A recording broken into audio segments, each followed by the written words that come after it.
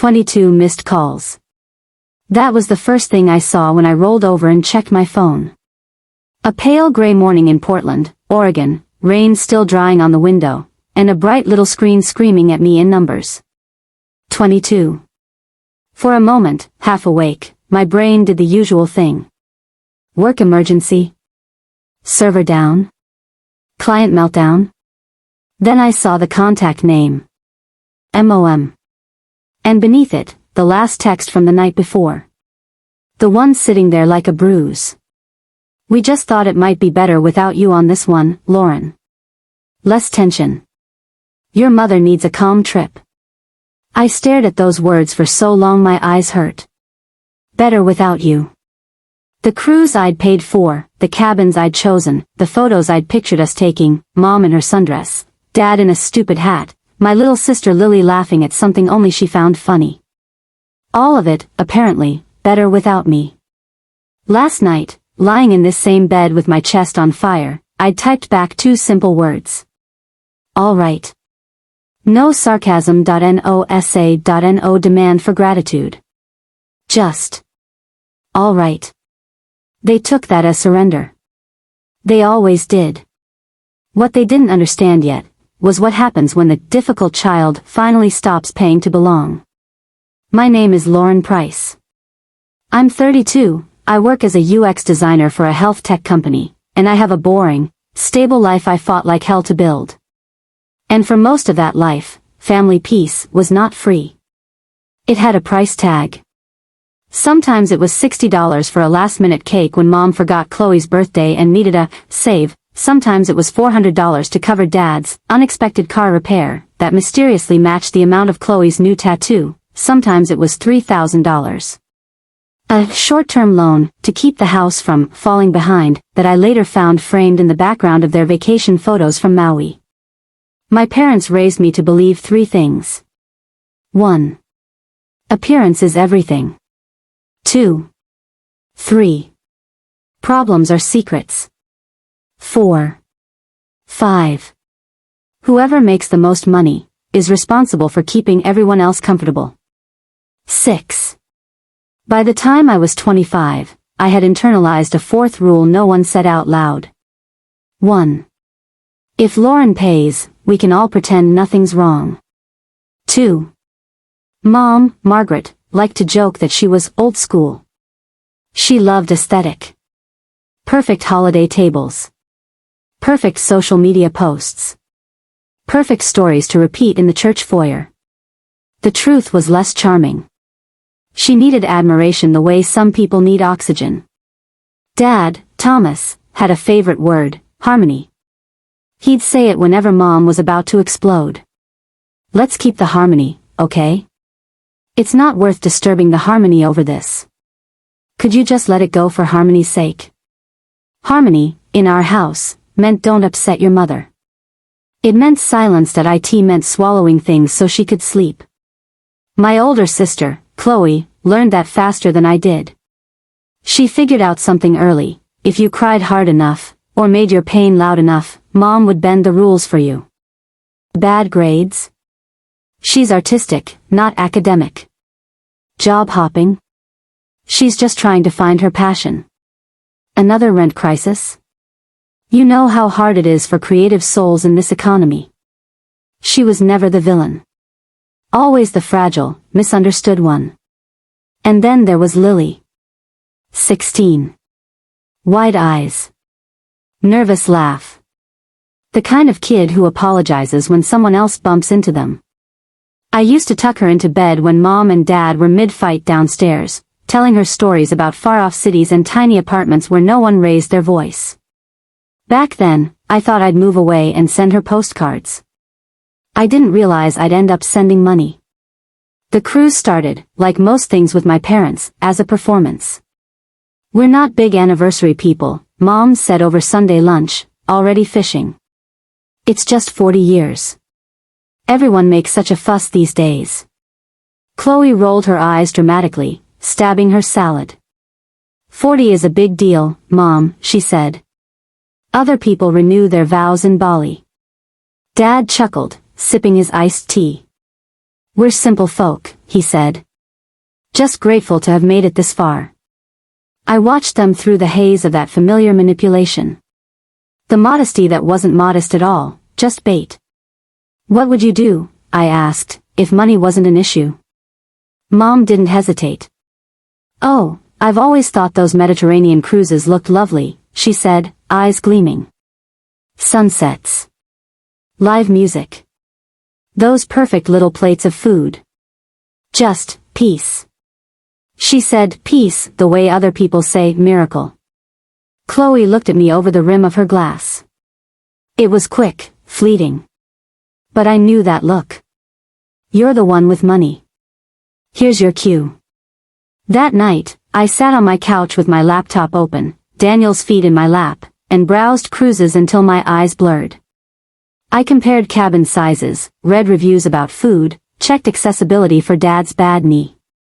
I made a spreadsheet to compare prices. I called the cruise line to ask about meal times because Mom gets headaches if she eats too late. When I finally clicked confirm, my chest buzzed with a mix of pride and nausea. $12,000. 2 upgraded balcony cabins. Priority boarding. Drink package. Spa add-ons. A night at a seaside hotel so they wouldn't have to rush from Portland to Seattle on the same day. Travel insurance in case anyone got anxious and wanted to cancel. One big gift, I whispered to myself, staring at the confirmation email. Maybe this will reset everything. Daniel came back from the kitchen with 2 mugs of tea and sat beside me. Big purchase, he asked. Just, the cruise, I said. For my parents' anniversary. And Chloe. And Lily. Flights, hotel, everything. He whistled low. That's generous, he said. I wanted him to say, that's too much. You don't have to do that. Instead, he kissed my temple and said softly. As long as you're not paying with your sanity too. I smiled, but the comment stuck. Because deep down, I knew I was. For a while, it felt like maybe, just maybe, this time would be different. Mom texted me links to cruise outfits and asked. Do you think this is too much? Spoiler, nothing is ever too much for her. Dad sent a thumbs up to the group chat whenever I shared another detail, boarding times, weather forecast, suggested packing list. Lily flooded me with messages. Do you think they'll have a smoothie bar? Can we go snorkeling? Do you think there'll be karaoke? I'm going to sing Taylor Swift if there is. Chloe posted a countdown sticker on her Instagram story and wrote. Can't believe my little sister is spoiling us like this. People reacted with heart emojis. So blessed. You're such a sweet family. Mom reposted it, adding. Grateful beyond words. I watched the story from my small apartment, wearing an old hoodie, eating reheated leftovers after working overtime, and told myself the same old story. Maybe this is the price of being the responsible one. This is just what adults do. This is what good daughters do. Still, something in me clenched every time a new expense appeared. Oh, honey, the standard cabins look a little cramped, Mom said over the phone one afternoon. Your father's back, you know. Maybe balcony cabins would be better. We could just stay at a motel near the port, I suggested. Oh, I read a terrible review about those, she replied. Dirty carpets. People screaming in the hallway. I'd never sleep. It would ruin the whole trip. So I upgraded the cabins. Booked the nicer hotel. Paid the difference. The night the payment cleared, Daniel and I went for a walk by the river. The city lights rippled on the water, beautiful and detached. Tell me one thing you're looking forward to on this cruise, he said, bumping my shoulder gently. I thought about it. Honestly? I said. Just a week where no one is in crisis. No last-minute money requests. No guilt. Just photos and laughter and maybe one genuine thank you. And what if you don't get that? He asked. I laughed a little, but it sounded thin. Then at least they'll have memories, I said. At least I'll know I tried. He stopped walking and turned to face me. You've been trying since you were 12, he said gently. At some point, it gets to be their turn. I looked away. Maybe after this, I said. Maybe this is the last big one. We both knew I'd said that before. A week before departure, the group chat went quiet. At first it was subtle. Less excitement. Fewer emojis. I sent reminders about online check-in and passport photos. Mom replied with vague, got it, messages. Dad sent. Chloe left my messages on read. Lily, usually a rapid-fire meme machine, stopped texting altogether. I tried to ignore the knot in my stomach. They're busy that they're packing that you're overthinking. But there's a sound to certain silences. A hum. A pressure. In our family, silence never meant peace. It meant plotting. 2 nights before departure, I called my dad. I had our flight details open on my laptop. I'd synced the boarding passes to their digital wallets. I had the hotel booking pulled up, the cruise confirmation, the transfer details. Hey, Dad, I said. I just wanted to run through tomorrow. The flight from Portland leaves at 9. I booked you, Mom, and Lily in row 12. Chloe's in 14C because she booked a bit later. About that, he interrupted, his voice just a little too bright. We've arranged our own shuttle. The knot in my stomach pulled tight. Shuttle? I asked. What shuttle?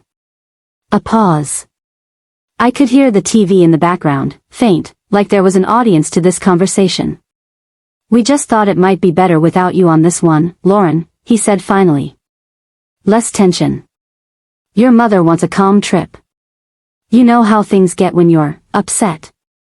The world went very still. My laptop screen blurred. My breath suddenly had to fight to get past my ribs. Better, without me, I repeated. It's just for this trip, he rushed on.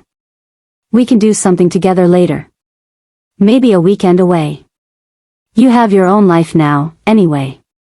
And you've already given us so much by arranging everything. By paying for everything, I said quietly. Well, he said, laugh brittle. You know how these systems work. Once the card is in, it's all complicated to change. Silence. My heartbeat was so loud I could hear it in my ears. In the living room, Daniel paused his show and muted the TV, watching me from the couch. I could have listed every expense out loud. I could have reminded him of every time I'd bailed them out, covered for them, shifted my own life to keep them comfortable. Instead, I swallowed, shifted the phone in my hand, and heard myself say, all right. It shocked even me. That calm. That finality. Really, he said, surprised. You understand, then. I do, I said. Have a good trip. I hung up. Daniel waited a few seconds before speaking. What happened? He asked, voice soft. They don't want me on the cruise, I said. Too much tension. They want a calm trip. He stared at me, disbelief sharpening his features. They're still using your booking. Your money. Apparently, I said. And you said, all right? I said, all right, I repeated. I went to the kitchen and poured myself some water. My hands shook so hard the glass rattled against the counter. That night, I didn't sleep. Every time I closed my eyes, I saw some version of them on the ship's deck. Mom laughing, drink in hand. Dad leaning on the rail, nodding at the horizon. Chloe taking selfies. Lily pushing hair out of her eyes, looking for me in the crowd, and not finding me. My phone lit up beside me, every so often, with old messages. You're such a blessing, sweetheart. We couldn't do this without you. You always come through for the family. I turned it face down. The words had always been a lie. I just hadn't wanted to admit it. At 6:13 the next morning, I made coffee. The house was quiet. Outside, the street glistened faintly from the early rain. The sky was that pale, indecisive gray that never quite commits to sunshine. Daniel stood by the sink, arms folded, watching me. "Did they explain why?" he asked. "Just said it would be better without me," I said, stirring sugar into my mug. "Less tension. As if I'm some kind of weather system." He huffed out a dry laugh. "That's not better," he said. "That's cowardice." I didn't respond. I stared at the coffee swirling in the mug and thought, not for the first time, how many times I'd paid for them to feel brave while they treated me like a burden. By 7 a.m., my phone started buzzing. Not with apologies. With urgency. 3 missed calls. 5. 10. I let it ring. Finally, a voicemail came through. Mom's voice, clipped and high, right on the edge of hysteria. "Lauren. This is ridiculous. They won't let us board without the cardholder present.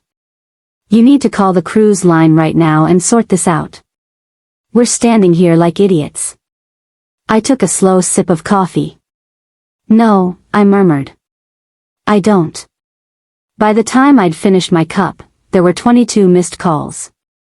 On the 23rd attempt, I picked up. "Lauren." Mom snapped. "This is absurd. They're saying we can't board because the booking's in your name. You need to call them and tell them you approve the charges. We're at the counter, people are staring." I pressed the speaker icon and set the phone on the table. Daniel leaned in the doorway, arms folded, face calm. "You decided it would be better without me," I said, my voice strangely steady. "You told me there was too much tension when I'm around. I respected that." "Don't be childish," she snapped. "You're humiliating us." "No," I said. "You did that yourselves.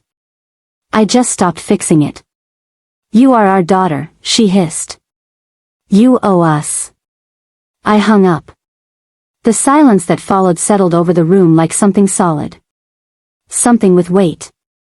I'd spent my whole life scrambling to mop up their messes before anyone saw them. For the first time, I let the mess sit where it fell. 3 hours later, someone started pounding on my front door. Sharp. Impatient. Entitled. I stood at the top of the stairs, fingers curled around the banister, and watched their shadows move behind the frosted glass. Daniel came to stand beside me. "Do you want me to deal with it?" he asked. I shook my head. "No," I said. "I want to see it. I want to see their faces when they realize the old script doesn't work anymore." I went down, unlocked the door, and stepped back. Mom swept in first. Even after hours at the port, she still somehow smelled like perfume and hairspray. Her lipstick was smudged at one corner, though. Her hair frizzed slightly at the edges. There was a frantic shine to her eyes. Dad followed, dragging one suitcase behind him. His shoulders slumped, his expression caught between annoyance and embarrassment. "It's beyond childish, Lauren," Mom snapped. "Do you have any idea how this made us look? We were treated like criminals. They practically accused us of fraud at the desk. In front of everyone." "I think I can imagine," I said. Dad lifted his hands in his usual peacekeeper gesture. "Let's not yell," he said. "We just need to talk this out calmly." There it was. The old phrase. The one they always used when what they meant was, "We'll talk. You'll fold. And we'll pretend this was a mutual decision." Daniel appeared at the bottom of the stairs, barefoot in an old t-shirt and joggers. He didn't look imposing. He looked grounded. "Ever since you started dating him, you've changed," Mom spat, turning her attention to him like a spotlight finding a new victim. "You've become cold. Distant. Calculating. This isn't you." Daniel didn't flinch. "Leave," he said quietly. Mom blinked. "What did you say?" "Leave," he repeated, voice low but steady. "You came into her home yelling and accusing her. You used her card to plan a trip and then told her she wasn't welcome. You don't get to do that and then demand she save you from the consequences. So, you need to leave. For a moment, even Mom couldn't find words. Her mouth opened. Closed. The red smear of lipstick quivered at the edge. You will regret this, she hissed finally. You are turning your back on your own family. No, I said. I'm turning my back on being your credit line. Dad reached out, like he could still grab the old version of me. Lauren, sweetheart, we're just upset, he began. If you could just call the cruise line and explain. I did nothing wrong, I said. You disinvited me from a trip I paid for. The fact that it blew up in your faces, that's on you. They stared at me like I'd started speaking another language. Maybe I had. The language of boundaries is always foreign to people who've never heard no from you before. Mom muttered something under her breath, turned sharply, and stalked out. Dad followed, pulling the suitcase over the threshold. The door closed. The echo of it rolled through the house. I waited for the usual tidal wave of guilt to hit me. For the second thoughts. The urge to run after them, apologize, offer to call the cruise line and smooth everything over. Instead, there was just a huge, exhausted quiet. Something had snapped. And for once, I wasn't scrambling to tape it back together. They went silent for 3 days. No calls. No texts. No guilt-laced paragraphs about what you've done to this family. I went to work. I made coffee. I answered emails. I went to the gym and watched myself in the mirror as I moved, strangely aware, for the first time, of how much tension I carried in my shoulders. In the evenings, Daniel cooked simple meals. We ate on the couch, legs touching, TV murmuring in the background. Sometimes he'd reach over and pause whatever we were watching and say, "How's the noise in your head today?" Some days, the truth was ugly. I keep expecting them to show up, I'd say. Or for Chloe to send me one of those 10-paragraph texts where she both insults me and calls me sis like it's a compliment. Or for Dad to call and say, "Okay, fun's over, you've made your point." And if they do, he'd ask. I'd take a deep breath. "I don't know," I'd say. "But I don't want to keep being who I was before." On the 4th morning, my phone started buzzing again. 22 missed calls. Same pattern. Same number. On the 23rd ring, I answered. "Lauren," Mom said, voice already high with panic. "They won't let us board. They've transferred the booking to a later cruise, but they're saying the cardholder has to authorize it and be present at check-in. You need to fix this. It's gone too far." I watched rain run down the window. "That's strange," I said. "Because you told me it would be better without me." She made a noise half between a sob and a scoff. "You are making us look ridiculous," she said. "People at church are asking why we didn't go. We've told them there was a mix-up, but if you don't fix this." "No, Mom," I said softly. "You made yourselves look ridiculous." I just stepped out of the frame. I hung up. Daniel raised his eyebrows from the doorway. "How did that feel?" he asked. I thought about it. "Like taking my hand off a hot stove," I said. "It's still burning, but at least I'm not pressing into the heat anymore." A week passed. Then came the summons. A text from Dad. "Dinner. Just you. We need to talk. Friday at 7. No apology. No, we miss you. Just scheduling." I stared at it for a long time. In the end, I replied. "I'll come for dinner. 1 hour." When Friday came, Daniel drove me to my parents' house. He pulled up across the street and parked beneath a lamppost. "I'll wait here," he said. "Read, listen to a podcast, whatever. Take your time. Take exactly as much time as you want, and not a minute more." "You don't have to wait," I said. "I know," he replied. That's why it means something that I will. Their house looked the same as always. Dark wood door. Seasonal wreath. Perfectly swept porch. Lights on in the front room. It was like walking onto a set I'd left years ago and suddenly been recast in. Inside, the dining table was laid with the good plates. The ones Mom claimed were only for special occasions, even though she'd use them whenever anyone she wanted to impress came over. Napkins folded. Silverware polished. The bottle of wine I'd given them last Christmas uncorked and breathing on the sideboard. Chloe hovered by the counter, scrolling her phone, wearing an expression like she was at a wake.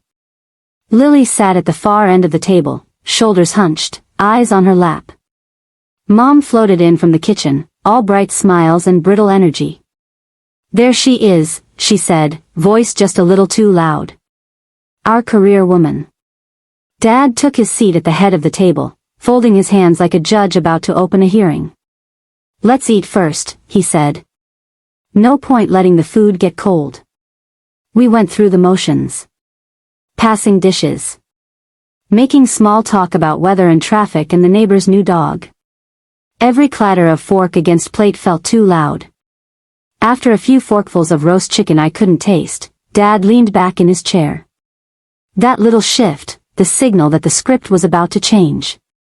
It's a shame the cruise didn't work out, he said lightly, like the universe had canceled their plans.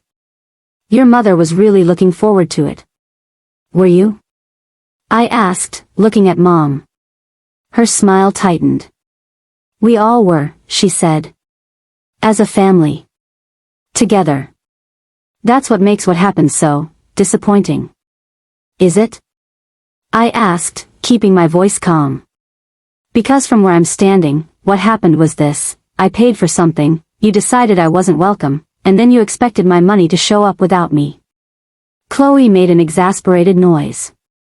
God, you're still making this about money, she said. It was about the vibe.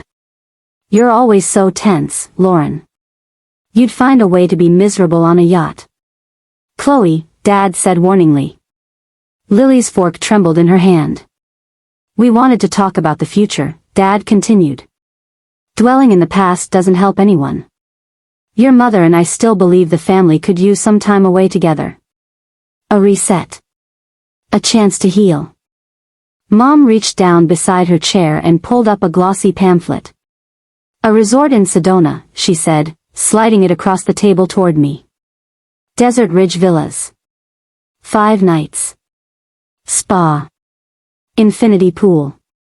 Yoga, hiking, the works. A chance to reconnect without all the drama. There were smiling families on the cover. Sunset. Wine glasses. All the clichés. If we all split it, Mom added, it will be easier for you. There it was. The hook wrapped in fairness. Who's paying? I asked. Dad chuckled. Well, you'd handle the booking, he said. You're so good with technology. Chloe and Lily don't have the head for these things. And your mother gets overwhelmed by all the options online. You're just better at logistics, Chloe added, shrugging. And you make more than the rest of us. It just makes sense. Lily looked up at me, eyes wide. They won't stop, she whispered, barely audible. It hit me like a physical shove. Mom snapped her head toward her. Lily, she said sharply. Enough. I folded the pamphlet closed and set it back in the center of the table. I'll think about it, I said. Mom opened her mouth. I repeated, more firmly, I'll think about it. I stood. 1 hour, I said to Dad. That's what I agreed to. I'm leaving now. I walked out. My heart hammered all the way down the path, but my steps didn't falter. When I opened the door of Daniel's car and slid in, he didn't pepper me with questions. He just put the car in gear and drove. The silence between us felt like a blanket, not a weapon. The next day, a white gift bag appeared on my doorstep. Satin ribbon. Gold foil. For a second, my stomach clenched. Flowers, I thought. Or some sentimental trinket designed to say, "See, we do love you. You're overreacting." I brought it inside and set it on the coffee table. Daniel came out of the kitchen with a dish towel in his hands. "From them?" he asked. "Probably," I said. "Well," he said, "do we open the peace offering, or do we call it what it is?" "What is it?" I asked. "Packaging around manipulation," he said. I blew out a breathy laugh despite myself. "Let's open it," I said. "I want to know what story they're trying to sell now." Inside the bag was a crisp envelope. In the envelope, a folded brochure for Desert Ridge Villas, and a printed reservation confirmation. My name at the top. Guest, Lauren Price, additional guest. Check-in date, this weekend. Length, 5 nights. I flipped to the bottom of the page. Payment information. Card ending in 4421. My card. The same one I'd used to book the cruise. The same one my browser had saved. The same one I'd told myself I'd remove from autofill and never had the energy to. The confirmation was stamped non-refundable, in all caps. My lungs forgot how to work for a moment. "Talk to me," Daniel said quietly from the doorway. "They booked the Sedona resort," I said. "Under my name. With my card. Non-refundable." He frowned. "Did you give them your card?" he asked. "I gave it to the cruise line," I said. "They must have used the stored info or called and pretended to be me. Or maybe they had a photo from when I sent them proof once, I don't know." He took the paper from my hands slowly, scanning it. "That's not just inconsiderate, Lauren," he said. "That's fraud." I sank onto the couch, the paper crackling in my fingers. "It's also very on brand," I said hoarsely.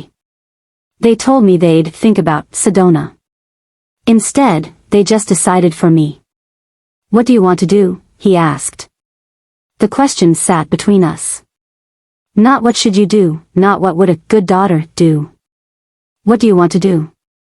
I looked at the dates again. Check-in, Friday. My name on every line. "They expect me to cancel," I said slowly. "To pay the penalty. To swallow the cost. To call it a misunderstanding and move on. That's the script. That's always been the script." "And if you don't?" he asked. I stared at the confirmation. "If I don't," I said, "they show up in Sedona and find strangers in their room. Or they call the resort and find out the booking is still active and in my name. And maybe, for once, the consequences of their choices land where they belong." Daniel nodded. "Then don't cancel," he said. It was so simple. So shockingly simple. I opened my laptop, logged into my bank. The amount stung, but it didn't break me. I'd known worse months. I'd survived tighter times. I worked. I had savings. I would be fine. And for the first time in my life, I was about to spend a lot of money on something my parents didn't approve of. My own peace. We packed light. Swimsuits. Shorts. A couple of dresses. Sunscreen. 2 paperback novels I'd been promising myself I'd read when I have time. At the airport, I kept expecting my phone to buzz with some last-minute interception. Mom demanding I cancel. Dad offering a compromise. The messages came, but they weren't what I expected. "Assuming you canceled that ridiculous Sedona booking. Can't afford another fiasco. Mom. You know your mother's under a lot of stress right now. It would be helpful if you didn't stir things. Dad." I put my phone on airplane mode. The flight was short. Landing in Arizona felt like walking into a different planet. Dry heat. An open sky that went on forever. The smell of dust and sun-baked stone. The resort lobby was all glass and light. Stone floors. Water features. Soft music. A woman at the front desk smiled at us as we approached. "Welcome to Desert Ridge Villas," she said. Name? Lauren Price, I replied. Her fingers danced across the keyboard, then she lit up. 5-night stay in a Canyon View suite, she said. You're our primary guest. We're so glad you're here. Primary guest. Not problem. Not burden. Not source of tension. Guest. She handed me 2 key cards, a map, some vouchers for spa access, and a little packet with hiking recommendations. Check-in took 10 minutes. 10 minutes to reroute a story I'd been living in for 32 years. The suite was bigger than our entire apartment in Portland. High ceilings. White walls. Dark wood. A bed that looked like a cloud. Linen curtains that moved in the faint breeze from the balcony door. Outside, red rock formations rose like sleeping giants. There was a private plunge pool on the terrace, just big enough for 2 people to float in and forget what day it was. This is nicer than the photos, Daniel said, dropping our bags inside. It should be, I said. Apparently I was paying for 6 hypothetical family members as well as myself. He laughed and wrapped his arms around my waist, pressing his chin to my shoulder. Correction, he said. You're paying for 1 woman who has done more than enough, and 1 guy who really lucked out. We spent the first day doing almost nothing. We swam. We sat on the terrace and watched the sky change colors. We let the desert heat soak into our bones. Every few hours, my brain would jolt, you should check your phone. You should see what's happening. What if they're telling lies about you? What if they're in trouble?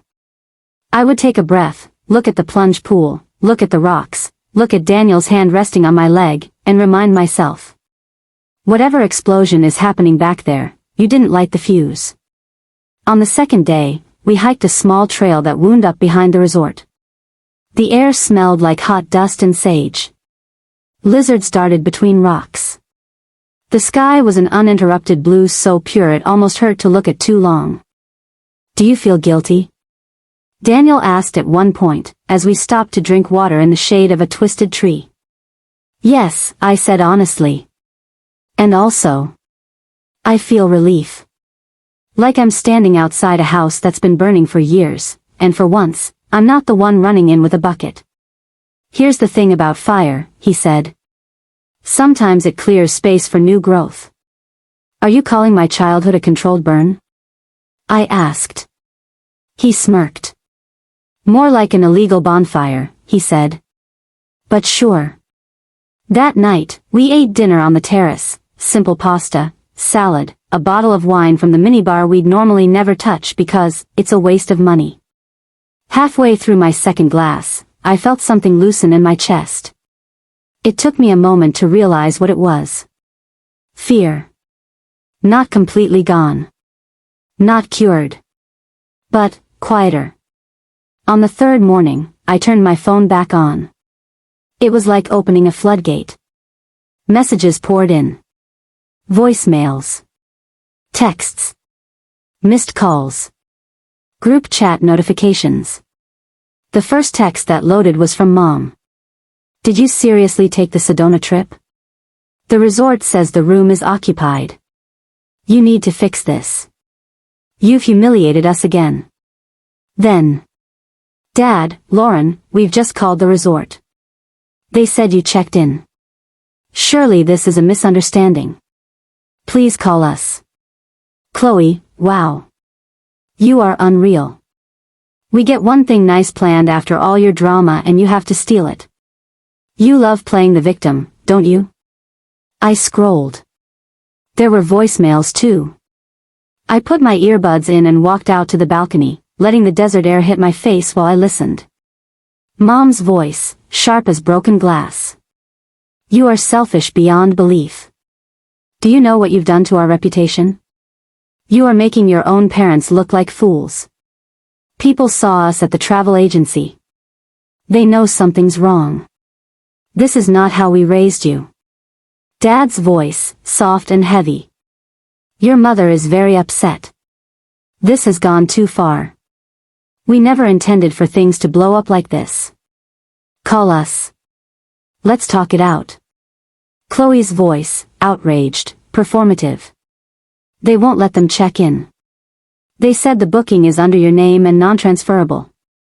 This is low, even for you. You've always been dramatic, but this is just nasty. I felt my jaw clench. Even now, they were more concerned with the story they could tell about it than with what they'd actually done.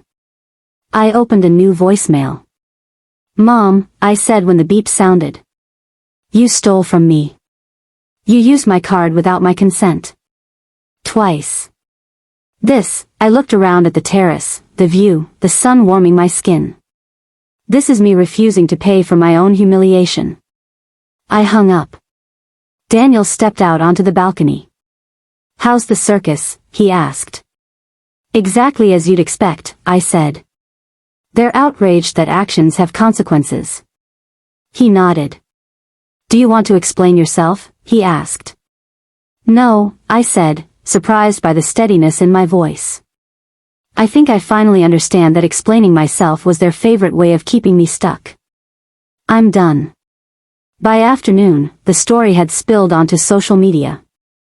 My cousin Sophie posted a photo from a barbecue at Mom and Dad's house. People laughing. A caption. Family first.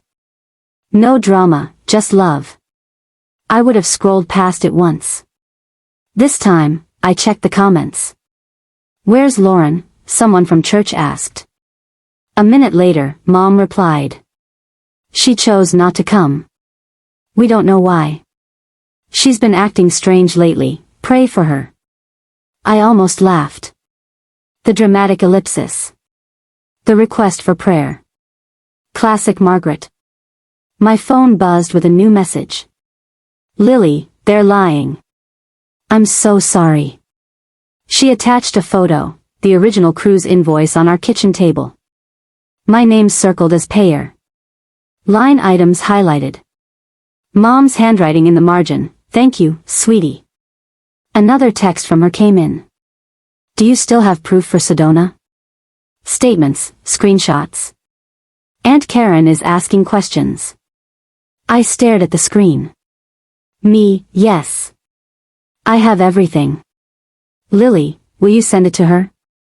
I don't want them to twist this. Something inside me that had been small and folded for years straightened up. Me, I'll send it. But you don't have to be in the middle. Protect yourself. Lily, too late for that. Love you.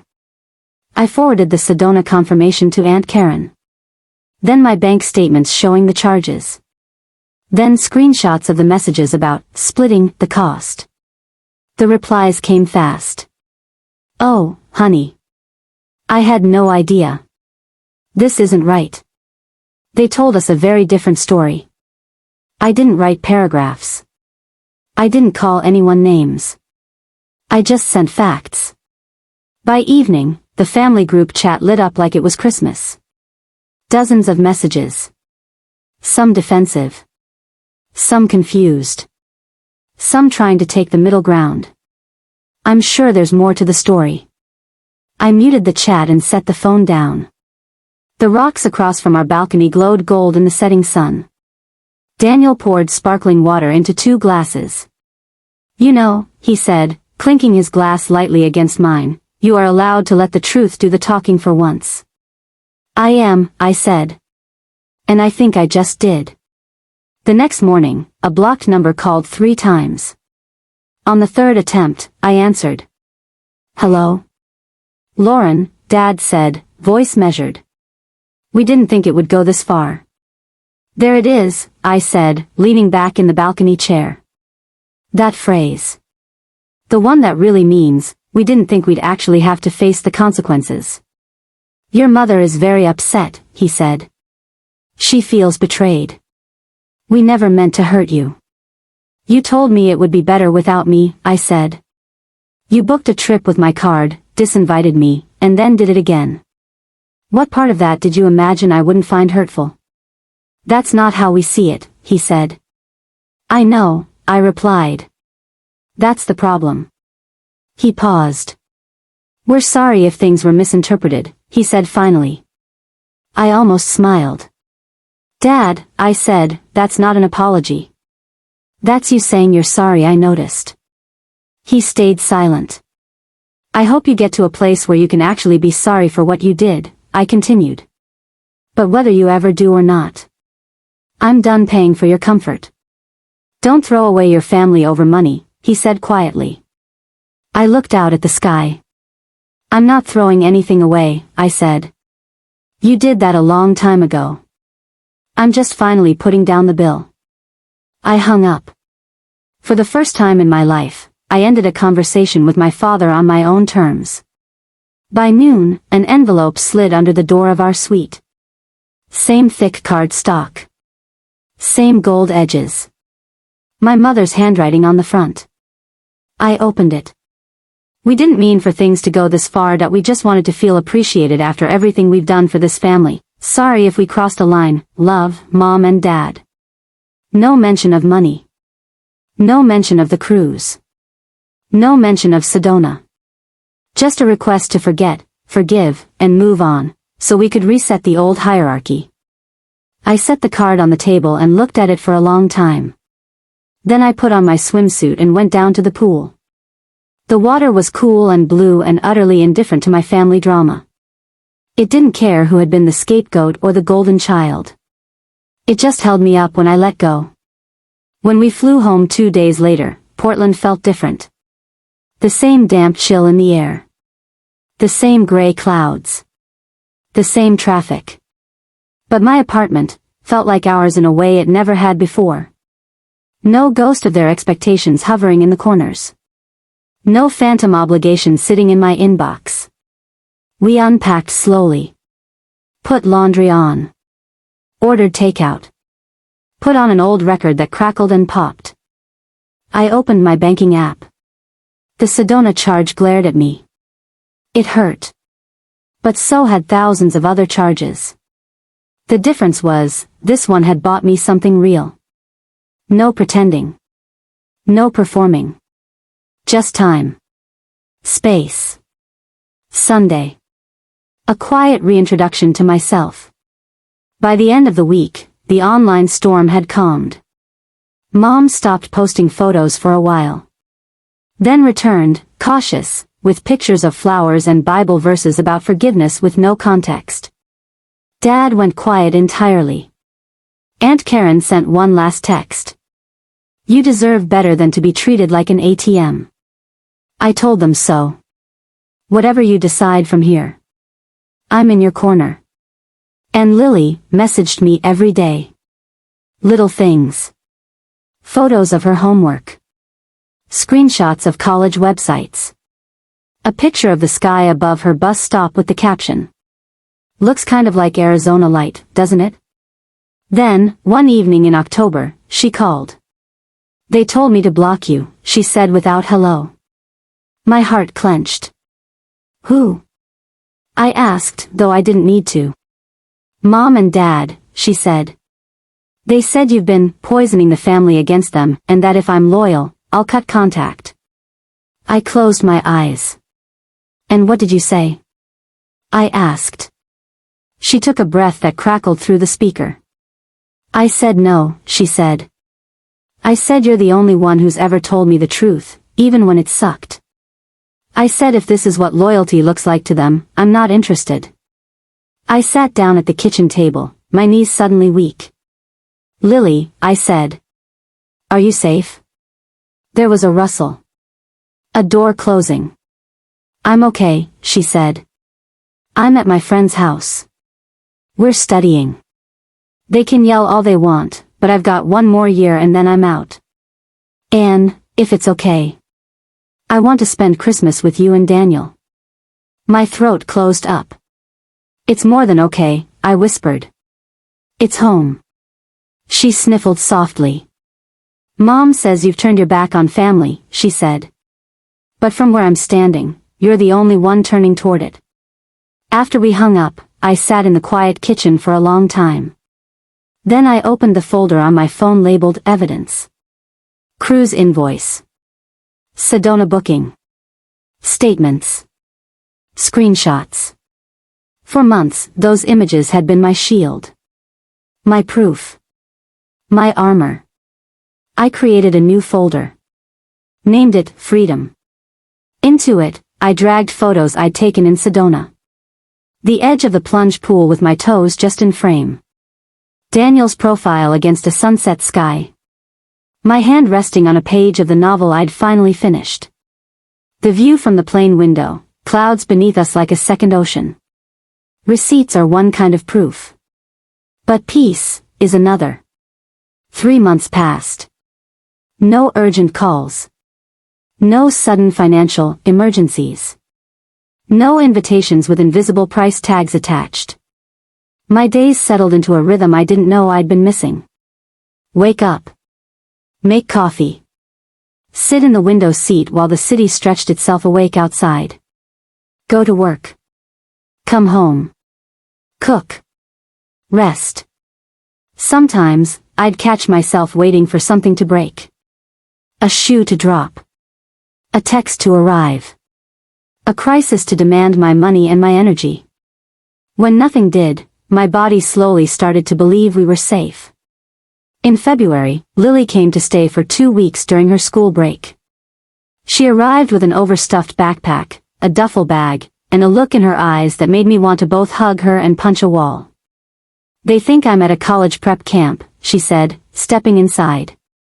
I told them there was a last-minute opening and it would look good on applications. Is that a lie? I asked. She dropped her bag and grinned weakly. I mean, it's prep, she said. Just, not the kind they think.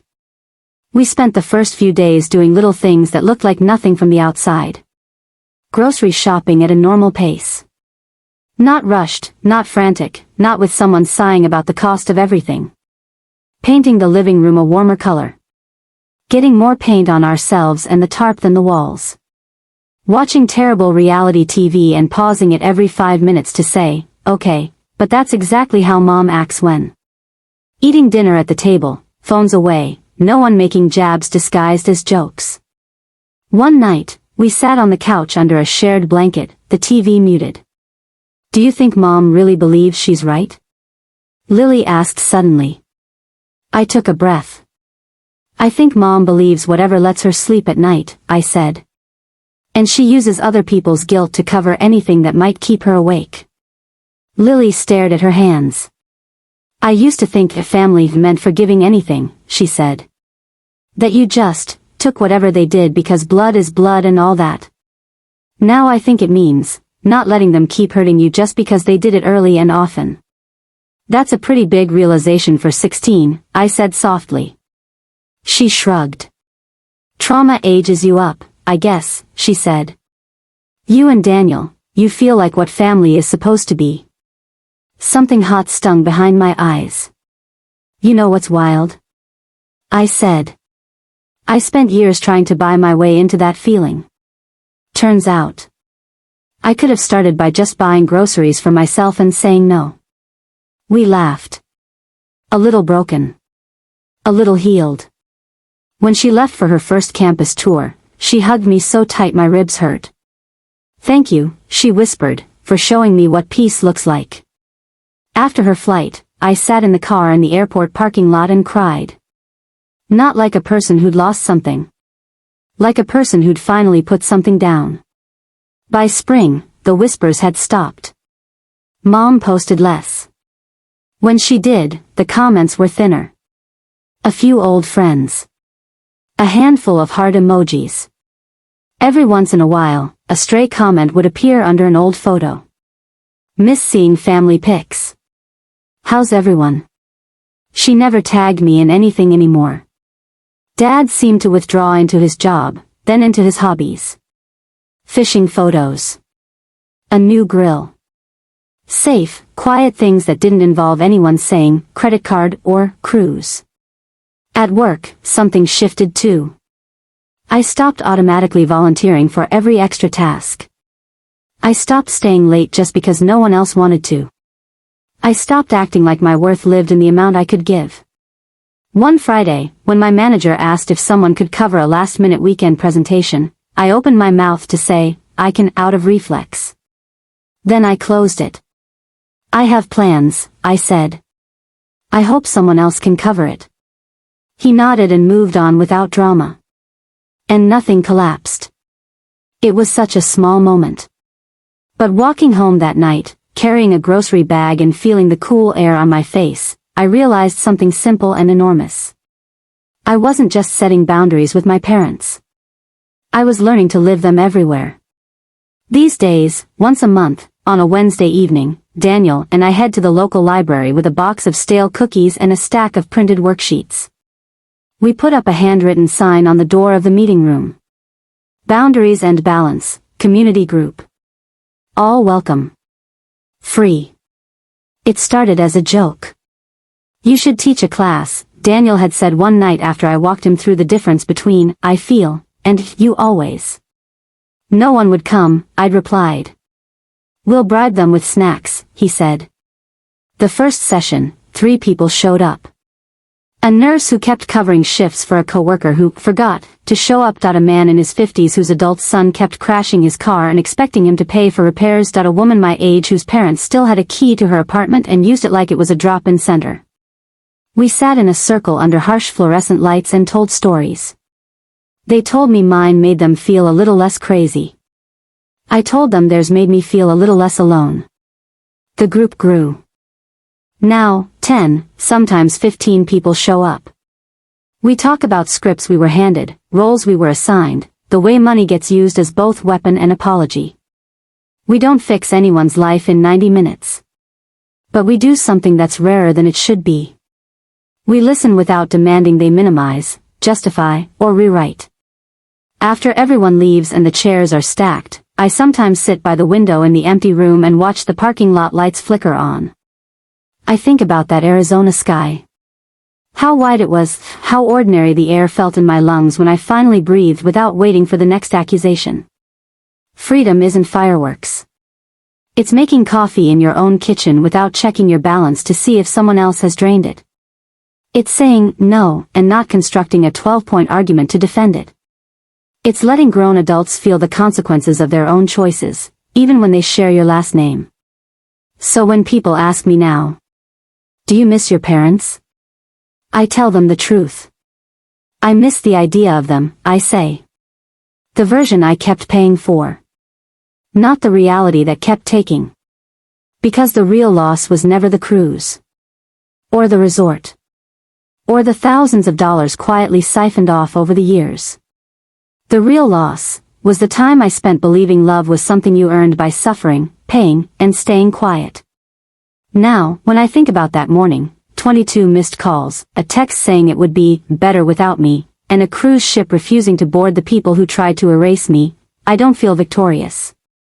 I feel clear. My silence that day wasn't weakness. It was a boundary finally holding. So if you've been the one holding your family together while they chip away at you, if you've been paying for peace with your own sleep, your own savings, your own self-respect, tell me your story. Because maybe your silence has power, too. Maybe the day you stop paying for a seat at a table that keeps wounding you, is the day you finally sit down at your own. And maybe, just maybe, that's where real family starts.